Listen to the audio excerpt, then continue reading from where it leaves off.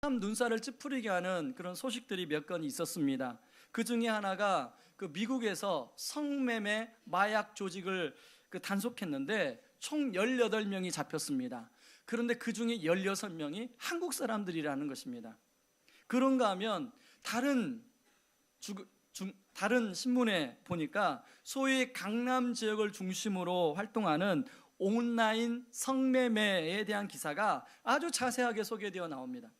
심지어 어떤 사이트는요, 무려 10년 동안 그 사이트를 운영했는데도 검찰이나 경찰에서 손을 못 댄다는 것입니다. 그 사이트의 회원수가요 100만 명이 넘는다는 거예요. 제가 깜짝 놀랐습니다. 얼마나 많길래 그 회원수가 100만 명이 많은가. 이로 인한 사회 부작용이 굉장히 심한 편입니다. 사실 이번에 단기 선교를 간 그 필리핀 앙겔레스의 그 코피노 센터, 그 코피노 아이들은 이런 잘못된 어른들의 불장난으로 태어난 아이들입니다. 코피노 센터에 가서 놀랐던 것이 그 아이들을 보니까요, 이 혼혈계 아이들이 아니에요. 여러분 사진을 한번 보여주시기 바랍니다. 그 아이들 여러분 한번 보시기 바랍니다. 저기 어떻게 혼혈계 아이입니까? 딱 봐도 얘는 한국애예요. 그런데 엄마는 필리핀, 아빠는 없어요. 여러분 이름이 뭔지 알아요? 필리핀 이름이 아니에요. 한국 이름이에요. 심지어는요, 그 코피노 아이 집을 갔더니요, 그 아빠가 자기 그 오토바이 남바를 그 집 앞에 붙여놨어요. 제가 그 사진을 찍어 보여드리는데, 찍어와서 못 보여드리는데, 근데 그 집 앞에 지금도 그 남바가 있어. 언젠가는 아빠가 찾아오겠지. 너무 마음이 아프더라고요. 여러분 우리가 간 그 앙겔레스 그 클락 지역은 골프장도 너무 잘 개발이 되어 있고 또 언어 연수 오는 학생들이 많아서 1년에 무려 한국 사람들이 30만 명이 왔다 갔다 하는 지역이에요. 그날 저희가 저녁 비행기를 타고 갔는데요, 그날도 저의 일행을 빼고 몇몇 가족을 빼고는 다 남자들이에요. 근데 그 비행기 타면서 그렇게 남자들이 많은 비행기는 처음 타봤어요. 물론 그 중에는 순순히 골프만 치고 또 이제 쉼을 누리고 그렇게 또 자기 삶으로 돌아가는 분도 계시겠지만 바로 그런 분들 때문에 코피노가 발생한다는 것입니다. 여러분 자료에 의하면요, 그 필리핀 전역의 코피노 아이들만 해도 2만 명이 넘는다는 것입니다. 특별히 그 앙겔레스 지역과 그 세부 지역, 그 주 지역이 이제 관광지 아닙니까? 그렇게 많다는 거예요. 그런데 일본 사람이나 또 미국 사람들은 자기 아이를 낳으면 책임을 진대요. 본국으로 돌아가도 계속적으로 생활비를 보내준다는 것입니다. 그런데 한국 사람들은 아이를 낳아놓고 그냥 떠나버린다는 거예요. 제가 이제 그 집수리 하려고 그 코피노 아이가 사는 그 필리핀 빈민가 마을에 또 들어갔는데요, 딱 봐도 거기서 노는 아이들 중에 딱 봐도 쟤는 한국에 이렇게 눈에 띄는 아이들이 있어요. 근데 제가 선교사님한테 물었습니다. 선교사님, 쟤는 딱 봐도 한국애 같은데요, 선교사님 어떻게 생각하십니까? 그랬더니 그런 것 같대요. 이쪽에만 손이니까 이쪽에도 그런 것 같다는 거예요. 그래서 그렇게 선교사님이 하는 일은 그렇게 아이들을 지나가다가 그 한국애 같은 아이들을 찾아서 가서 집안에게 찾아가서 물어서 그런 아이들을 개발하고 그런 아이들을 또 센터로 데려와서 제대로 교육을 시키는 일, 그 일을 이제 하고 있는 것입니다. 여러분 하나님이 허락하신 성은요, 하나님 경계선 안에서 그걸 누릴 때는 부부를 하나 되게 하고 또 생명을 잉태하는 너무나도 축복의 산물이에요. 그런데 하나님의 경계선 밖에서 그걸 남용하게 되면 이렇게 아픔의 그런 산물이 된다는 것입니다. 여러분 오늘 우리가 읽은 말씀도요, 인류 최초로 하나님이 정해놓은 경계선을 허무는 사건이 나오고 있습니다. 제가 2주 전에 그 선악과를 설명하면서 해수욕장에 있는 그 생명선에 비유해서 선악과를 설명하신 것을 기억하실 것입니다. 여러분 인간에게 선악과라는 것은 하나님이 에덴 동산의 모든 나무 열매를 다 떠먹되 이 범위 안에, 이 라인은 넘지 말라는 그 라인의 경계선입니다. 그런데요, 처음에 아담과 하와가 나름대로 그 경계선을 잘 지켰어요. 그런데요, 이 선악과란 경계선을 넘도록 부추기는 존재가 있다라는 것입니다. 여러분, 오늘 본문에 나오는 그 존재가 겉으로는 뱀으로 나오는데요, 이건 누가 봐도 실제 그 뱀 뒤에 조종하는 악한 세력이 있다는 것, 사단이 있다는 것을 우리가 알고 있습니다. 여러분, 1절 말씀을 한번 보시기 바랍니다. 뱀은 여호와 하나님 지으신 들짐승 중에 가장 간교하니라. 여러분, 여기 간교하다라는 단어는요, 히브리어로 아롬이라는 단어입니다. 이 아롬은 지혜롭다, 간교롭다라는 뜻을 갖고 있어요. 그러니까 지혜롭다는 뜻이 훨씬 많아요. 다시 말해서 뱀은 하나님이 만드신 들짐승 중에 가장 지혜로운 동물이더라, 이렇게 번역을 해도 전혀 지장이 없어요. 사단은 가장 지혜로운 동물인 뱀을 통해서 하와를 유혹하고 있더라는 거예요. 여러분, 하와 입장에서 한번 생각해 보세요. 만약에 가장 강교스러운 동물인 이 뱀이 와서 자기를 이렇게 유혹할 때, 여러분 같으면 가장 저 상대방이 좀 강교한 동물이라고 생각하는데 그 말에 넘어가겠습니까? 경계하죠. 그러나 가장 지혜로운 동물이라고 생각했던 뱀이 와서 이야기를 하니까 그 말에 넘어가고 마는 거예요. 하와는 뱀이 하는 이야기를 무방비 상태로 듣고 그 말에 넘어가 심지어는 자기 남편인 아담까지도 함께 선악과를 따먹고 있더라는 것입니다.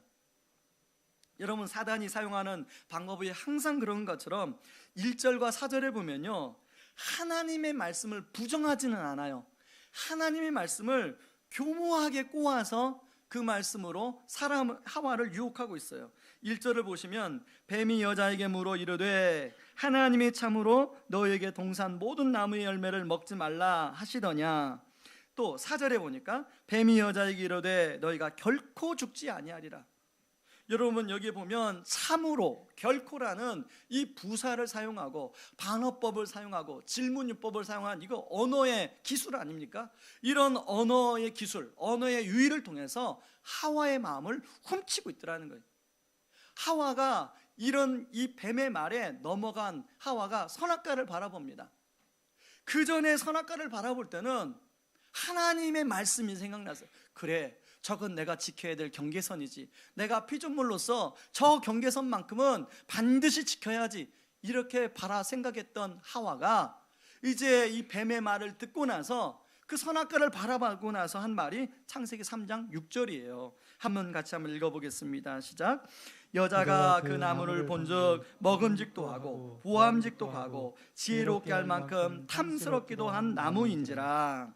그 여자가 그 열매를 따먹고 자기 함께 있는 남편에게 주매 그도 먹은지라. 여러분, 자, 뱀이 하와를 유혹할 때 아담도 그 현장에 함께 있었습니다.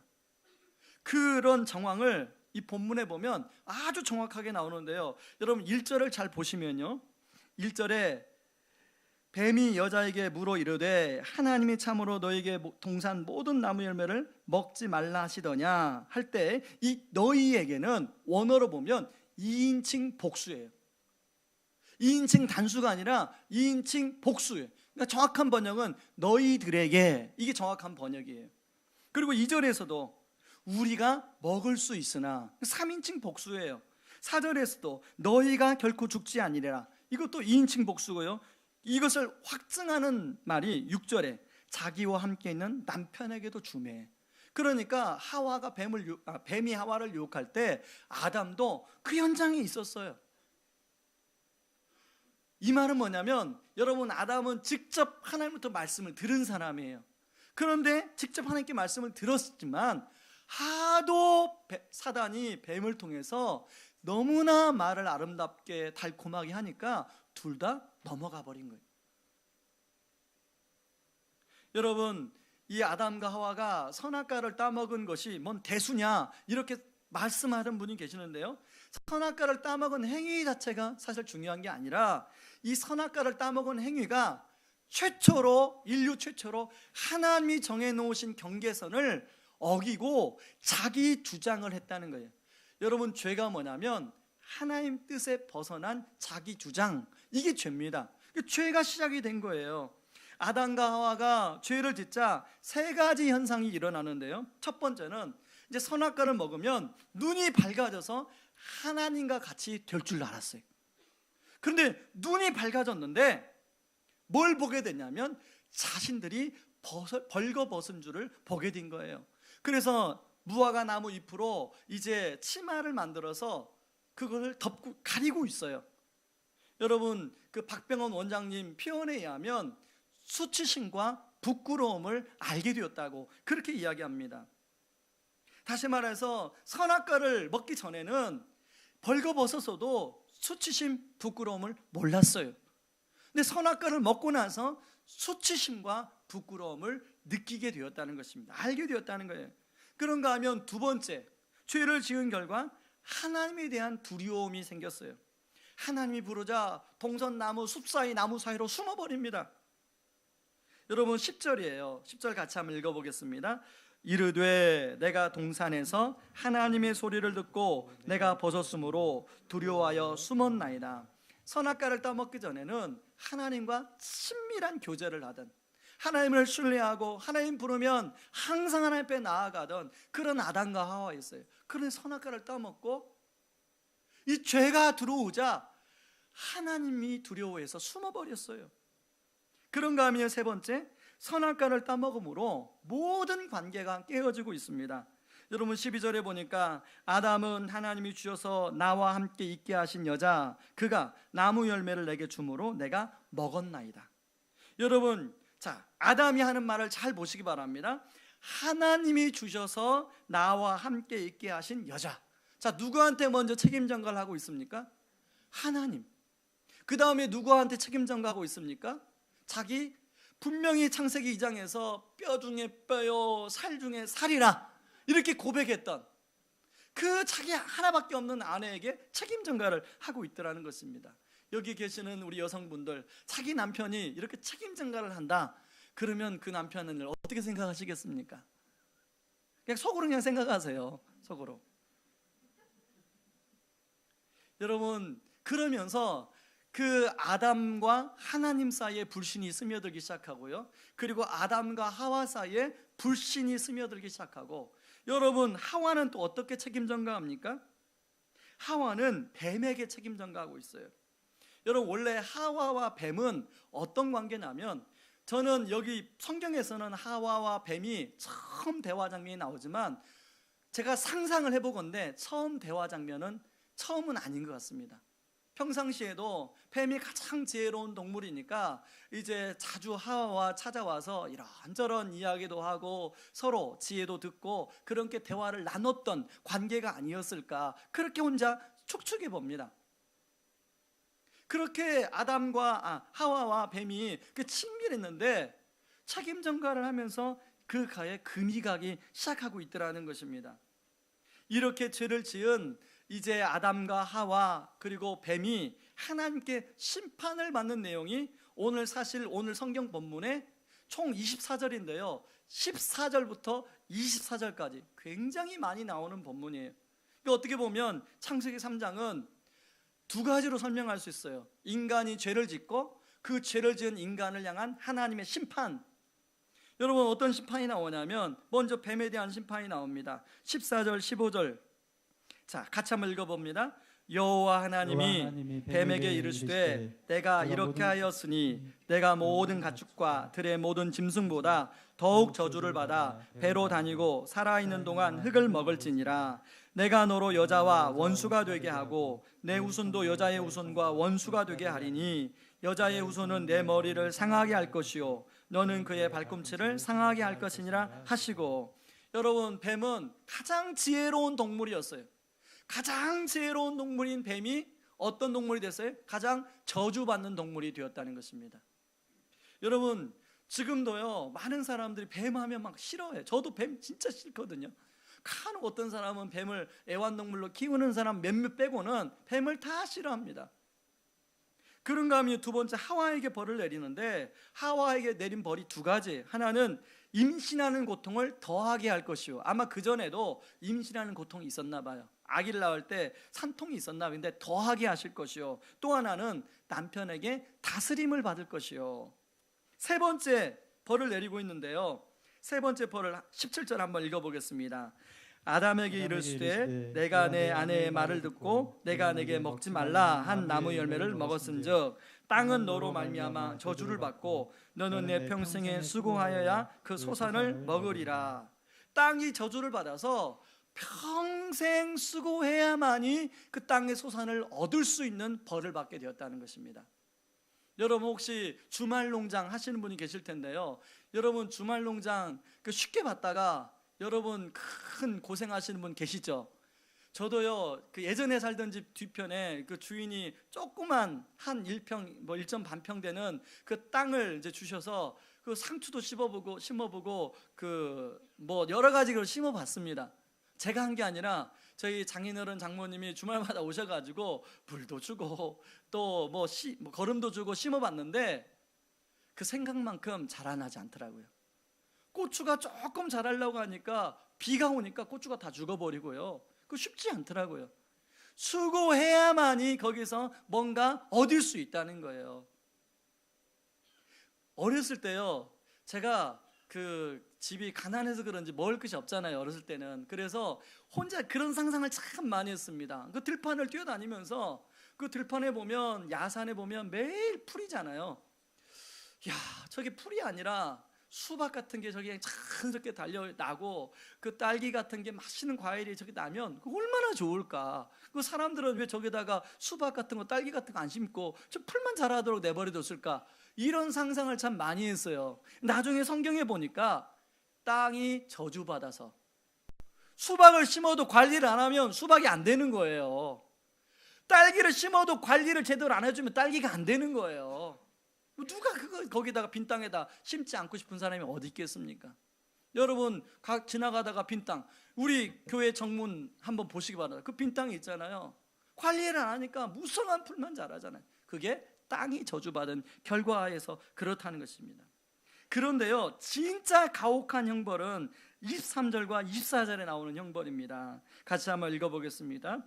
여호와 하나님이 에덴 동산에서 그를 내보내어 그의 근원이 된 땅을 갈게 하시니라. 이같이 하나님이 그 사람을 쫓아내시고 에덴 동산 동쪽에 그룹들과 두루 도는 불칼을 두어 생명나무의 길을 지키게 하시니라. 하나님은 죄를 지은 아담과 하와를 에덴 동산에서 쫓아버리세요.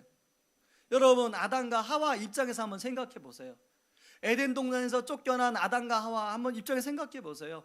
여러분 아담과 하와는요, 에덴 동산에서 자생적으로 자라나는 열매만 따먹고 살았던 사람들이에요. 그런데 에덴 동산 밖으로 쫓겨나니까 더 이상 나무에 가도 열매를 따먹을 수가 없는 거예요.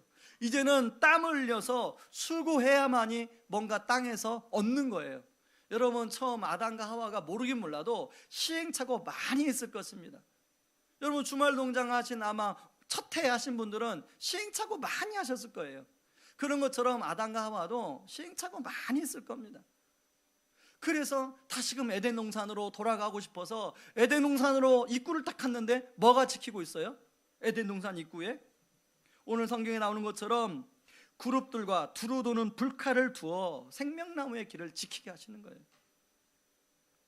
에덴 동산으로 들어가고 싶어도 들어갈 수가 없는 거예요. 여러분 아담과 하와가 느꼈을 절망을 한번 생각해 보시기 바랍니다. 그런데요, 이런 절망 속에서 하나님은 작은 소망의 불씨를 하나님은 말씀하고 있어요. 바로 그 말씀이 창세기 3장 15절 말씀입니다. 같이 한번 읽어보겠습니다. 여자의 후손은 내 머리를 상하게 할 것이요 너는 그의 발꿈치를 상하게 할 것이니라 하시고, 여러분 아담과 하와 입장에서는 앞으로 이제 살지 죽을지 모르는 막막한 심정이에요. 그런데 하나님은 말씀을 통해서 뭐라고 말씀하시냐면 여자의 후손에 대해서 말씀하는 거예요. 여러분 학자들은요, 창세기 3장 15절을 원시복음이라고 얘기합니다. 원시복음이라는 게 무슨 말이냐면 메시아를 언급하는 최초의 복음 말씀이라는 거예요. 여기 여자의 후손은 메시아를 언급하는 것이거든요. 그리고 하나님은 부끄러움과 수치를 느끼는 아담과 하와에게 그 무화과 나무 잎은 곧 마르고 없어지잖아요. 일시적인 수인데 가죽 옷을 만들어 입혀주고 있습니다. 창세기 3장 21절, 여호와 하나님이 아담과 그의 아내를 위하여 가죽옷을 지어 입히시니라. 여러분, 하나님께서는 엄중한 심판만 하시는 것이 아니라 아담과 하와에게 긍휼을 베풀어 주셔서 가죽옷을 입혀 주시는 그런 하나님의 은혜를 허락하고 있더라는 것입니다.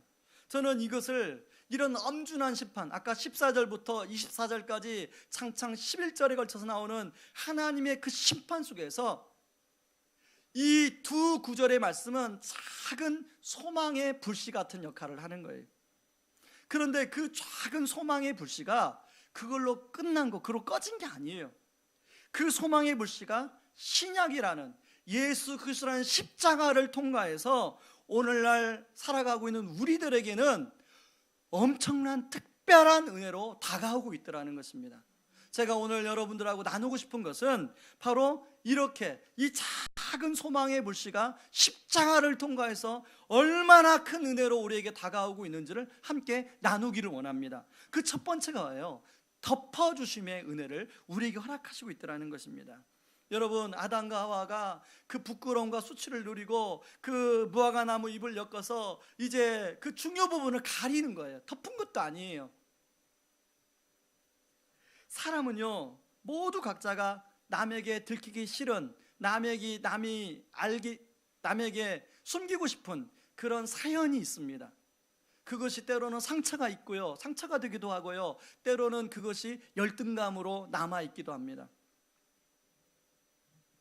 우리 그 4주 동안 강의해 주신 박병원 원장님 강의에 의하면 많은 사람들이 아담과 하와처럼 그런 것들을 나뭇잎으로 가린다는 거예요. 가리려고 애쓴다는 거예요. 그 나뭇잎들이 사회적 지위, 큰 집, 좋은 자동차, 또 좋은 그런 그 학교, 또 그 학위, 그리고 화려한 인맥들, 뭐 기타 등등, 여자분들은 요즘에 명품들, 뭐 이런 것들로 가린다는 거예요. 그런데 그런 것들로 가리어서 잠시나마 가릴 수 있지만 그것이 가리면 가릴수록 열등감이 본인은 느낀다는 거예요. 나름대로 포장을 하고 가려보지만 완전히 가려지지가 않는 거죠. 저와 같은 경우에는요, 목사라는 타이틀로 그걸 가려보려고 했어요. 그래서 나름대로 다른 사람 앞에서 더 위험 있게 보이려고 하고, 다른 사람 앞에서 또 근엄하게 보이려고 하고, 그런데 가려지지가 않는 거예요. 가리면 가릴수록 점점 더 열등감이 더 많이 느껴지는 거예요. 그럴 때 그런 열등감이 느껴지는데, 그 열등감이 느껴질 때마다 하나님 앞에, 하나님, 이렇게 열등감이 느껴지는데 제가 어떻게 사역을 합니까? 하나님, 이 문제를 어떻게 해결해야 됩니까? 그리고 제가 하나님 앞에 나가서 기도하는데 하나님께서 저에게 그렇게, 애야, 내가 너를 이 세상에서 가장 귀한 보혈을 흘려서 너를 구원해 줬는데 네가 왜 그런 것들로, 세상의 일시적인 것들로 비교하면서 열등감을 누리니? 그렇게 말씀하시더라고요. 그리고 내가 너에게 허락하신 그 보혈, 가장 귀한 보혈을 네가 곰곰이 묵상해봐라. 네가 얼마나 귀한 존재인지, 존귀한 존재인지를 계속 깊이 한번 묵상해봐라. 그렇게 말씀하시더라고요. 그래서 그때부터 열등감이 밀려올 때마다 제가 그리스도의 보혈을 묵상하게 되었어요.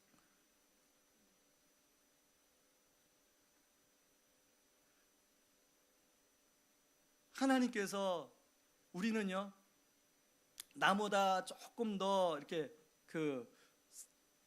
못 사는 사람들에게 가면은 약간 우월감을 느끼고요, 나보다 조금 더 뭔가 나은 사람들 만나면 뭔가 열등감을 느껴요. 제가 이번에 우리 이제 단기 선교를 가서 우리 중고등부 학생들에게 어떤 부탁을 제가 드렸냐면, 우리나라가 필리핀 사람보다 훨씬 잘 살아요. 그러나 우리가 그들을 그래서 도와주러 간다는 생각을 하면 절대로 안 된다. 만약에 우리가 그 아이들을 도와주러 간다고 생각해서 우리가 그렇게 아이들에게 다가가면 아이들도 그걸 느낀다. 그래서 아이들은 우리 도움을 받는 게 아니라 그걸 통해서 수치심과 부끄러움을 느낀다. 그렇기 때문에 우리가 그들보다 잘 살고 우리가 그들보다 좋은 집에 살고 좀 더 좋은 교육의 혜택을 받고 그런 걸 다 내려놓고 우리 그 친구들의 친구가 되어주자. 그리고 더 나아가서는 그들의 삶을 우리가 배우러 가자. 그렇게 말했더니요, 우리 아이들이 얼마나 그 아이들과 친구가 되어주려고 노력을 하고 함께 시간을 보내고 그런 모습을 보는데 그거 자체가 기쁘더라고요. 마지막 날은요, 막 벌써 그 며칠 아닌데 정이 들었어요. 언어도 통하지 않는데 되지 않는 영어를 가지고 막 서로 하고 몸 개그를 해가지고 막 소통을 하는데 정이 들어서 헤어지기를 못하는 거예요. 뭐 그 아이들의 이름을 부르면서 다시금 그 아이들 다시 만나고 싶다고 얘기하고,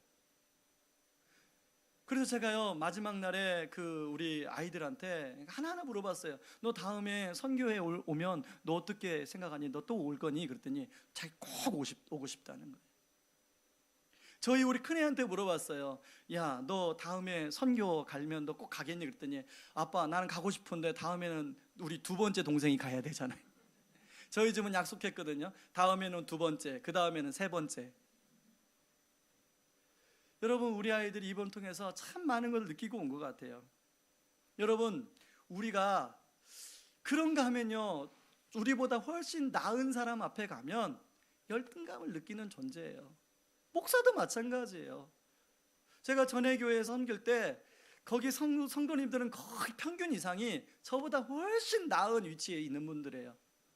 특히 마지막 교구 지역을 섬겼던 지역은 그 분당에서 그래도 가장 잘 사는 동네 사시는 분들이거든요. 하나같이 저보다 모든 게 나아요. 모든 게 나아요.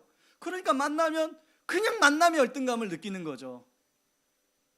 그런데 하나님이 그리스도의 보혈을 묵상함으로 말미암아 모든 열등감은 사라지게 해주시고 성령 안에서 교통하게 해주시는 그런 은혜를 누리게 하더라는 것입니다. 여러분, 혹시 열등감을 느낄 때마다 하나님이 나를 위해서 흘려주신 그 보혈의 피를 묵상할 때 그 열등감은 사라지고 그 열등감 자리에 하나님의 존귀한 자녀라는 당당한 마음이 들 줄 믿습니다. 여러분, 그래서 21절을 이런 차원에서 좀 생각해 볼 필요가 있습니다. 21절은요, 아담과 하와를 향한 하나님의 배려, 이런 뜻도 있지만 좀 더 심오한 뜻이 담겨져 있습니다. 여러분, 가죽옷을 지어 입히기 위해서는 짐승을 잡아야 돼요. 짐승의 피를 흘려야 돼요. 구약에서는 피 흘림이 없음즉 구원도 없다고 얘기하고 있어요. 그래서 예수님은 구약에서는 짐승의 피를 흘렸지만 신약에 와서는 예수님께서 십자가에 못 박히심으로 영원한 보혈의 피를 흘려주셨어요. 그러므로 그 피로 우리의 수치와 우리의 부끄러움, 우리의 열등감을 다 덮어주셨어요. 그러므로 여러분, 우리가 우리 안에 있는 수치, 부끄러움, 상처, 아픔으로부터 정말로 자유하기를 원하십니까? 정말로 여러분 자유하기를 원하십니까? 정말로 자유하기를 원하신다면 다른 거 필요 없어요. 아무리 여러분이 공부를 많이 해도 그 열등감으로부터 벗어날 수가 없어요. 아무리 여러분이 많은 재산을 모아도 그 열등감으로부터 벗어날 수가 없어요. 아무리 좋은 차를 타더라도 그 열등감으로부터 벗어날 수가 없어요. 아무리 좋은 가방, 명품 가방을 여러분이 소유해도 그 열등감으로부터 벗어날 수가 없어요. 유일한 예수 그리스도의 보혈의 피로 온전히 덧입힘을 받을 때 우리가 그런 것들로부터 자유할 수 있는 줄 믿습니다. 그런가 하면 두 번째, 보좌 앞으로 나아갈 수 있는 은혜를 우리에게 허락해 주시고 있다는 것입니다. 여러분, 죄를 지은 결과 하나님을 피해서 아담이 숨어버려요. 왜냐하면 죄를 짓게 되면 하나님이 두려워지기 때문에 그래요. 그리고 하나님과 우리 사이를 죄가 딱 가로막고 있어요. 하나님과 교제가 끊겨버립니다. 그래서 내비게이터에서 나오는 브릿지 전도지에서는요, 다음과 그림으로 이걸 설명하고 있습니다. 사람과 하나님 사이에 죄가 딱 가로막고 있어서 도저히 하나님께로 건너갈 수가 없어요. 구약에서는요, 이것을 해결하기 위해서 대제사장이 1년에 한 번 하나님 앞에 정결하게 하고 나아갑니다. 그것도 방울을 달고 나아가요. 죽을지도 모르니까. 일반 서민들 결코 하나님 보좌에 나아갈 수 있는 사람이 하나도 없었어요. 그런데요, 예수님이 십자가에서 못 박혀 돌아가시는 순간 지성소에 가려진 휘장이 둘로 갈라졌습니다. 그래서 예수님을 믿는 자녀는 누구든지 하나님의 보좌 앞에 나아갈 수 있는 특권을 얻게 된 거예요. 여러분, 여기서 기도를 이렇게 자리에 앉으면 술술술술 나오는 분이 있는가 하면 또 그렇지 못한 사람이 있을 거예요. 그렇지 못하는 분들은 나는 기도도 못하는데 나는 하나님 보좌 앞에 나아갈 수가 없어, 이렇게 생각할 수가 아닙니다. 기도를 못해도, 비록 몇 마디 기도를 못해도 하나님의 은혜의 보좌 앞에 누구든지 나아갈 수가 있어요. 여러분, 신앙생활에 오래 하신 분이나 신앙생활을 이제 몇 년, 이제 몇 개월 안 하신 분이나 상관없이 은혜의 보좌 앞에 나아갈 수 있는 줄 믿습니다. 근데 그 보좌가요, 무슨 보좌예요? 은혜의 보좌예요. 여러분, 그 왜 은혜의 보좌냐면 그 보좌 앞에 나가면 하나님이 은혜를 주시더라는 것입니다. 지난 주일날은 저는 그 필리핀의 앙겔레스의 푸른나무 교회, 선교사님이 사역하시는 푸른나무 교회에서 함께 예배를 드렸습니다. 그런데요, 가만히 이제 주일날 새벽에 일어나서 생각해 보니까 1월 넷째 주더라고요. 1월 넷째 주는 우리가 3년 전에 학교에서 처음 예배를 드렸던 그런 주일입니다. 생각해 보니까 학교에서 예배를 드린 지 만 3년이 되는 주일이에요. 만 3년이 되는 주일에 이렇게 선교지에서 예배를 드릴 수 있게 됐다니 생각하니까 막 감회가 새로운 거예요. 하나님께 감사가 나오는 거예요. 교회를, 장소를 찾지 못해서 그 하나님께 기도할 때만 해도 과연 어디 가서 개척을 해야 되나, 개척이 잘 되나, 그런 염려와 걱정이 많았는데 그때마다 은혜의 보좌 앞에 나가 하나님 도와주세요. 저는 하나님이 어디에다 개척해야 할지 모르겠는데 하나님 도와주세요.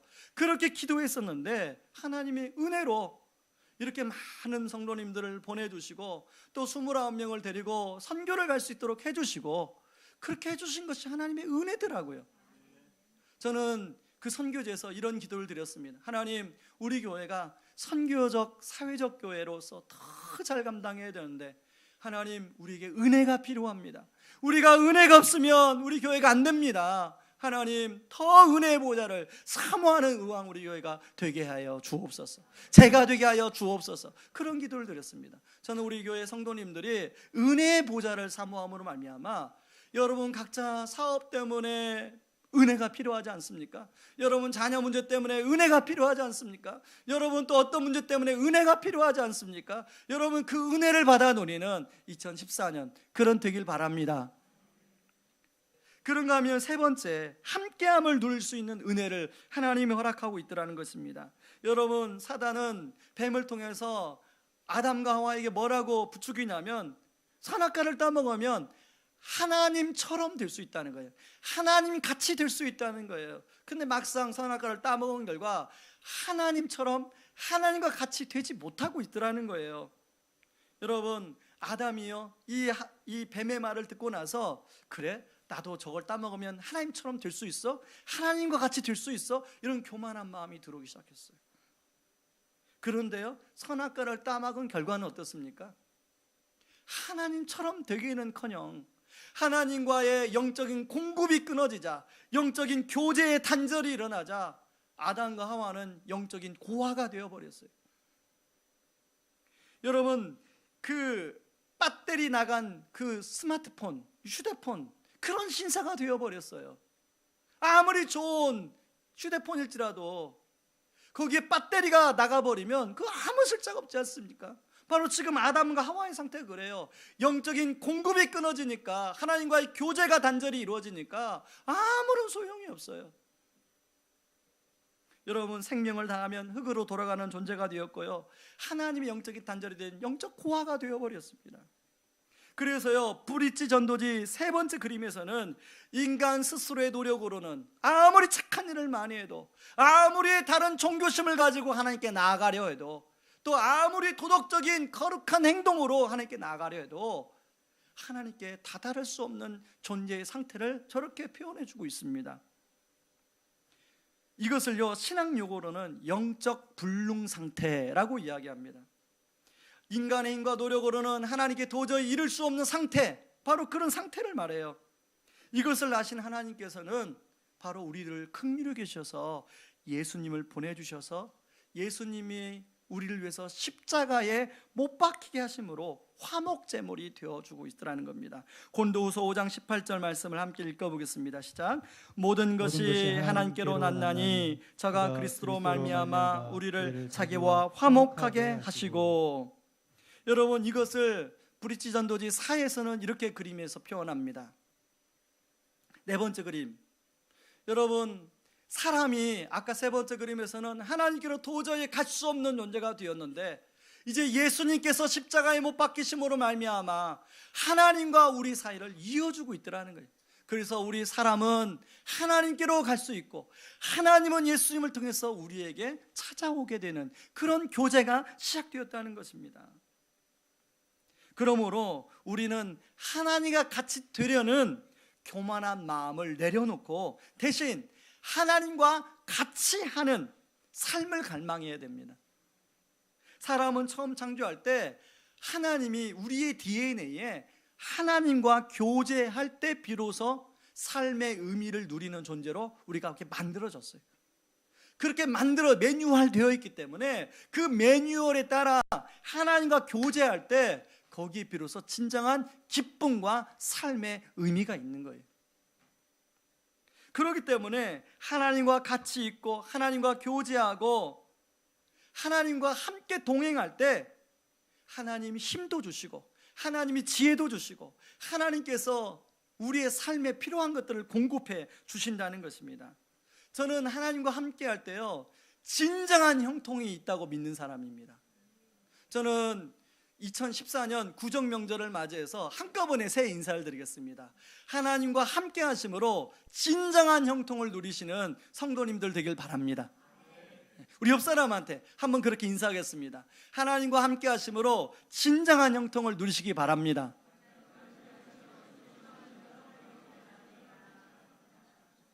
여러분, 이것을요 제가 요셉을 가지고 한번 설명해 보겠습니다. 창세기 39장 2절에 보면 여호와께서 요셉과 함께 하심으로 그가 형통한 자가 되어 그의 주인 애굽 사람의 집에 있으니, 또 창세기 39장 23절에서는 간수장은 그의 손에 맡긴 것을 무엇이든지 살펴보지 아니하였으니 이는 여호와께서 요셉과 함께 하심이라 여호와께서 그를 범사에 형통하게 하셨더라. 여러분, 요셉은 지금 보디발의 집에 있어요. 그리고 요셉은 지금 감옥에 있어요. 그런데 하나님과 함께 했더니요 그곳에서 형통했다고 나와요. 여러분, 우리는 요셉이 총리가 되어야만 형통이라고 생각해요. 여러분, 우리는 내가 고민하는 어떤 문제가 해결되어야만이 형통이라고 생각해요. 내가 기도하는 그 기도가 응답되어야만이 형통이라고 생각해요. 그런데요 하나님이 그렇지 않더라는 겁니다. 성경을 보니까 그 문제가 해결되든 해결되지 않든 하나님과 함께 함으로 형통하였더라. 여러분, 진정한 형통의 시작은 하나님과 함께 하는 것으로부터 출발하는 줄 믿습니다. 여러분, 우리가 원하는 대로 환경과 삶이 이루어지지 않을지라도 하나님과 함께 할 때 그것이 진정한 형통이라고 믿는 사람들은 바로 하나님의 은혜가 무엇인지를 요셉처럼 깨닫게 되어요.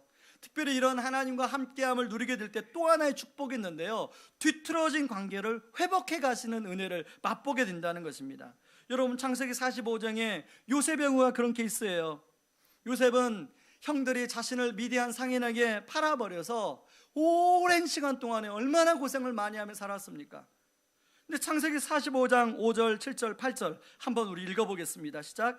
당신들이 나를 이곳에 팔았다고 해서 근심하지 마소서, 한탄하지 마소서. 하나님이 생명을 구원하시려고 나를 당신들보다 먼저 보내셨나이다. 하나님이 큰 구원으로 당신들의 생명을 보존하고 당신들의 후손을 세상에 두시려고 나를 당신들보다 먼저 보내셨나니 그런즉 나를 이리로 보낸 이는 당신들이 아니요 하나님이시라. 하나님이 나를 바로에게 아버지로 삼으시고 그 온 집의 주로 삼으시며 애굽 온 땅의 통치자로 삼으셨나이다. 이 세 구절에 공통적으로 나오는 주어가 하나님이라는 거예요. 요셉의 형들은 자신을 판 것이 하나님께서 미리 아시고 자신을 그렇게 해서 형들로 하여금 팔았다고 요셉이 이야기하고 있는 거예요. 여러분, 요셉은 하나님과 함께함으로 땅의 관점이 아니라 하늘의 관점으로 이 상황을 해석하고 있더라는 것입니다. 여러분, 어떤 목사님의 설교를 들으면서 인생은 해석이에요. 그 상황을 땅의 관점으로 해석하면 우리가 근심 걱정할 수밖에 없어요. 근데 그 상황을 하늘의 관점으로 바라보면 잠시 이 땅에서는 근심 걱정할지라도 하나님의 섭리가 그 안에 있는 거예요. 아직 그 섭리가 우리 눈에는 보이지 않고 우리 피부로는 느껴지지 않아서 못 느낄 뿐이지 거기에는 있는 거예요. 저는 저와 의왕우리교회 성도님들이 땅의 관점이 아니라 하늘의 관점을 갖기를 주님의 이름으로 축원합니다. 여러분, 요셉이 이런 하늘의 관점을 가질 수 있었기 때문에 형들을 용서하고 있는 거예요. 여러분, 엊그제 우리는 고유의 명절인 이제 구정을 보냈습니다. 구정을 여러분 어떻게 보내셨습니까? 오랜만에 형제자매들, 친지들 모여가지고 참 좋은 교제 시간을 보낸 분도 계실 것이고, 또 그런가 하면 오랜만에 형제자매들 모였는데 헤어질 때는 마음속으로 너 다음에 한번 두고 보자 그러고 헤어진 분도 계실지도 모르겠어요. 제가 볼 때는 두 부류 중에 한 부류에 아마 속했을 거예요. 그런데요, 여러분, 땅의 관점으로 보면 너 다음에 볼 때 한번, 네가 이번에 그랬지, 너 다음에 볼 때 한번 두고 보자, 이렇게 땅의 관점으로는 우리가 생각할 수가 있어요. 그런데 이걸 하늘의 관점으로 보면 좀 더 여유가 있고 좀 더 큰 아량의 폭으로 그걸 용납할 수 있다는 것입니다. 저는 혹시 이번 명절에 그렇게 마음 상하신 분이 있다면 여러분이 그걸 땅의 관점으로만 바라보지 마시고 하늘의 관점으로 그것을 여러분이 포용하고 용납하는 그런 은혜가 있기를 주님의 이름으로 축원합니다. 이 시간에 함께 좀 찬양하고 기도하기를 원하는데요, 여러분, 보혈을 지나 하나님 품으로, 보혈을 지나 아버지 품으로, 우리는 보혈을 지나기 전까지는 소망이 없는 존재였어요. 보혈을 지나기 전까지는 우리는 아무런 희망이 없는 사람들이었어요. 그러나 우리 주님이, 우리 예수님이 우리 찾아오셔서 우리에게 그 보혈의 피를 흘리시고 보혈을 지나 하나님 품으로 나아오렴, 보혈을 지나 아버지 품으로 나아오렴, 이렇게 우리를 초청해주고 있더라는 것입니다. 이 시간에 이 찬양을 통해서 우리의 신앙을 고백하는 찬양이 되기를 바랍니다. 함께 찬양하겠습니다. 보혈을 지나 하나님 품으로, 하나님 품으로, 보혈을 지나 보혈을 지나 아버지 품으로, 아버지 품으로, 보혈을 지나 보혈을 지나 하나님 품으로, 하나님 품으로 한 걸음씩 나아가네. 존귀한 주 보혈이,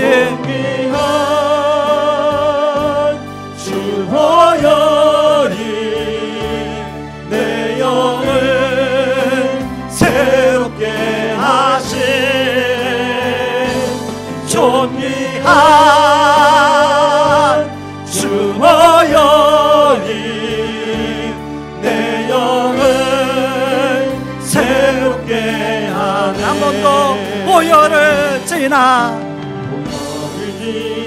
하나님 품으로, 하나님 품으로, 보혈을 지나 아버지 품으로, 아버지 품으로, 보혈을 지나 하나님 품으로, 하나님 품으로 한 걸음씩 나가네.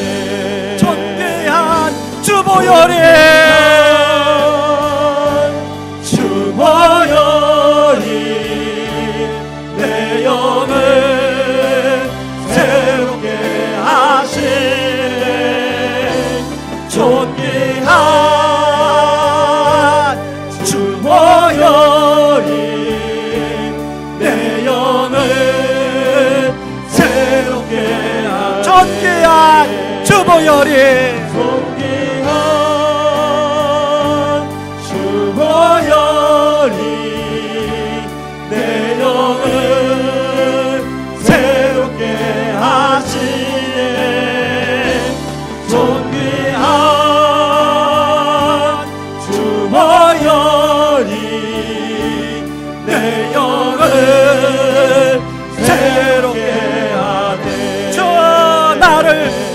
보호하시고 나를 보호하시고 날 붙드시네. 나는 보배롭고 배롭고 존귀한 주님의 자녀라. 주 너를 보호하시고 너를 보호하시고 널 붙드시네. 너는 곧 배롭고 존귀한 주의 한 번 더 주 나를 보호하시고 나를 보호하시고 날 붙드시니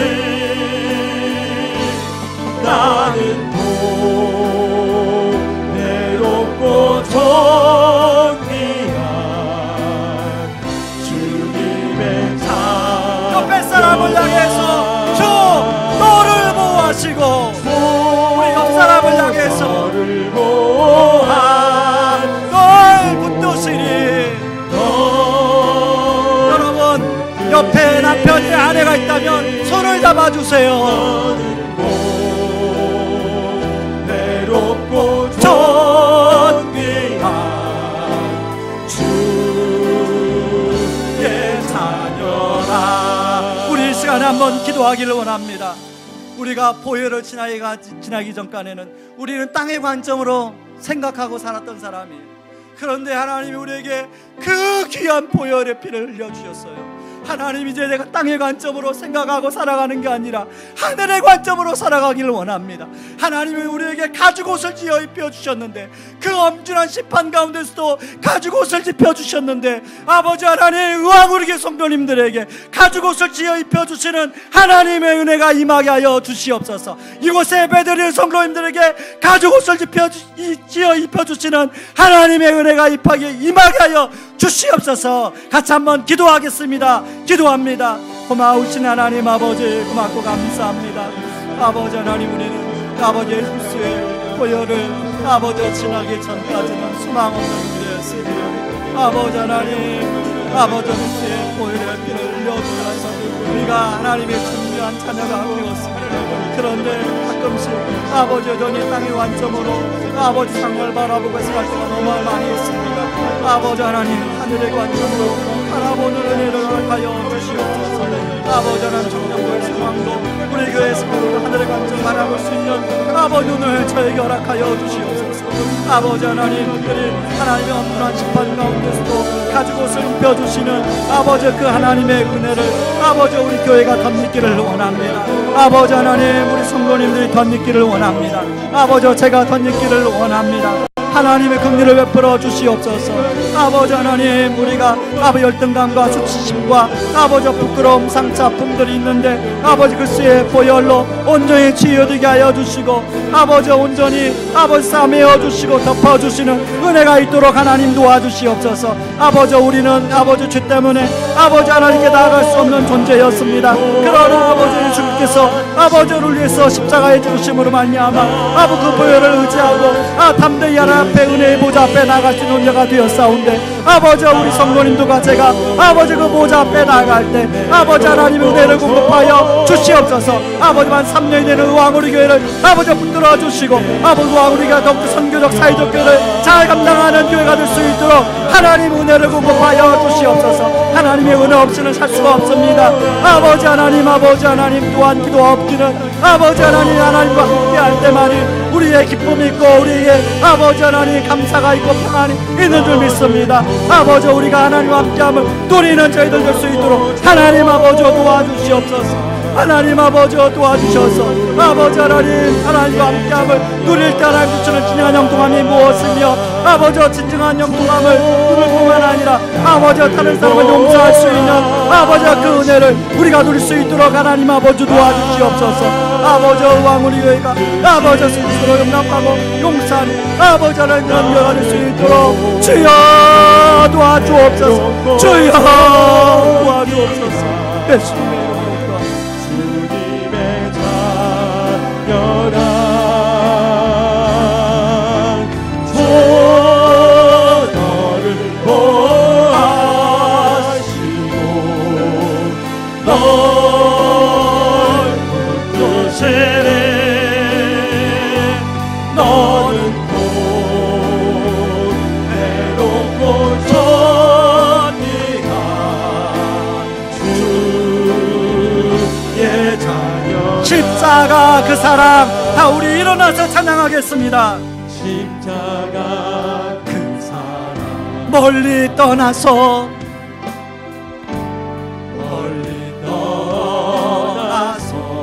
무너진 나의 삶 속에 무너진 나의 삶 속에 잊혀진 주 은혜 돌 같은 내 마음 어루만지사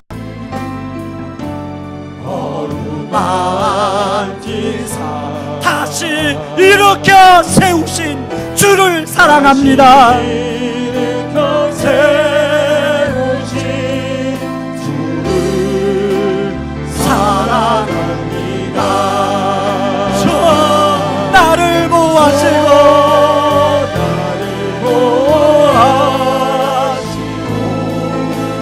날 붙드시니 나는 곧 외롭고 존귀한 주님의 자녀라 저 너를 보호하시고 너를 보호하시고 널 붙드시니 너는 곧 외롭고 존귀한